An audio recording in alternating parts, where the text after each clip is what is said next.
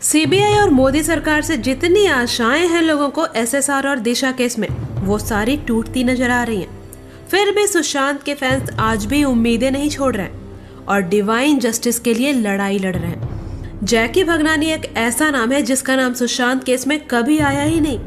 जब जनता ने जैकी को सुशांत के फ्यूनरल पर देखा, तब सवाल उठे कि आखिर ये क्यों गया था वहां, इसका क्या संबंध है सुशांत से। तो कई सारी चीजें सामने आने लगी, जैसे कि रकुल और रिया की दोस्ती, और ये रकुल का पार्टनर है। दूसरा ये भी सामने आया कि आदित्य ठाकरे से भी इसके काफी क्लोज रिलेशंस हैं। तीसरा ये कि संदीप सिंह इसी के साथ काम करता है as a dummy producer. Sarabjit movie के काफी सारे फोटोज में आपको संदीप दिखेगा जैकी के साथ। सरबजीत फिल्म के टाइम पर ऐश्वर्या की मैनेजर दिशा सालियान थी, और जिस तरह से संदीप सिंह सुशांत के घर से लेकर फ्यूनरल तक सब कुछ मैनेज कर रहा था, उससे इतना तो समझ आ गया है कि कहीं ना कहीं वो किसी के इशारे पर काम कर रहा था।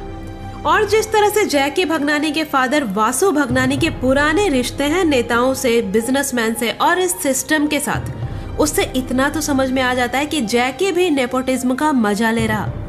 13 जून को आदि बाबा को जैकी का बर्थडे विश करना बहुत कुछ क्लियर करता है।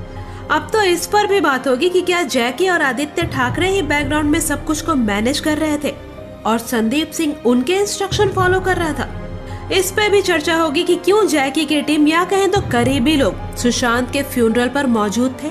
शाकिब सलीम भी सुशांत के फ्यूनरल पर था, जिसके जैकी से काफी क्लोज रिलेशनशिप्स है। इन सारे लोगों पर अब विस्तार से चर्चा होगी।